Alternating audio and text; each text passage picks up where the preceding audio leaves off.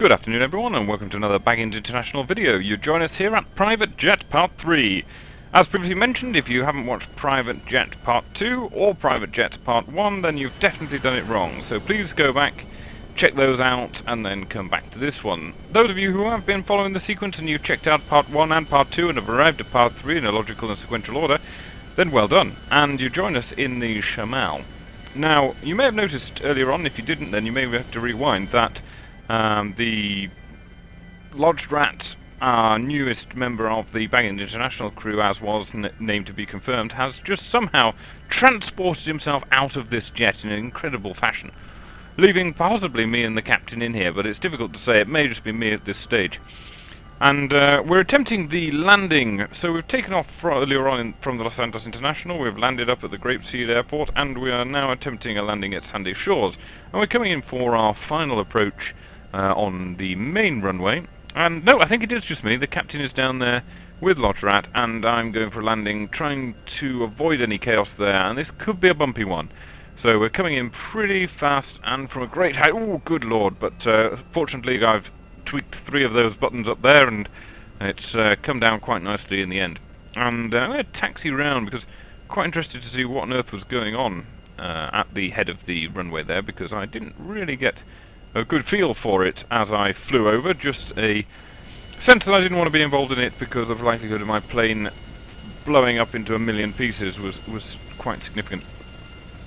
It looks as though the captain and Lodgiar or Lodged Rat has jumped in the Titan, and they're going for a takeoff off the main runway, just as I'm taxiing back to the main terminal. Not an enormous terminal, it must be said, but at least there's an air traffic tower, or a tower of some description, more of a caravan on stilts, but you get the idea. But significantly more than there was at Grapeseed, so at least we're in safe hands. So I'm going to take off on this runway and follow the Titan. Hopefully I shall be able to track it down or chase it down, otherwise the invention of the jet engine will sadly be a bit of a waste of time, because we're chasing down the Titan with a twin prop option, or possibly a quad prop. I think it is quad prop.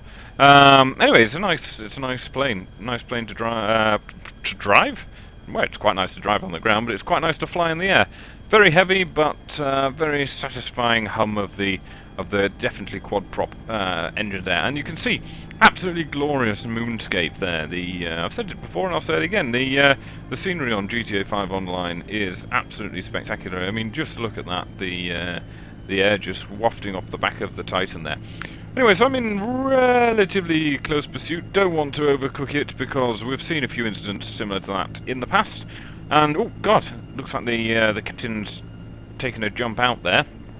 No idea where he's off to, but it was a very interesting fall. I've got in a bit close here, so I'm feeling a bit nervous. I'm going to break away, not going to hit that pylon, I hope. It was a very close run thing. And anyway, we've just done a bit of a flyby. We've flown around, tested out this jet, I think really to its maximum. And I'm just going to do a little bit of a climb, see what the climb rate's like on it. They are very nice, these private jets. The Luxor and the Shamal, definitely not Shemale, as previously mentioned in an earlier video, but both of these jets are freely available to steal or buy. You can steal them from Los Santos International, and they do spawn in both liveries.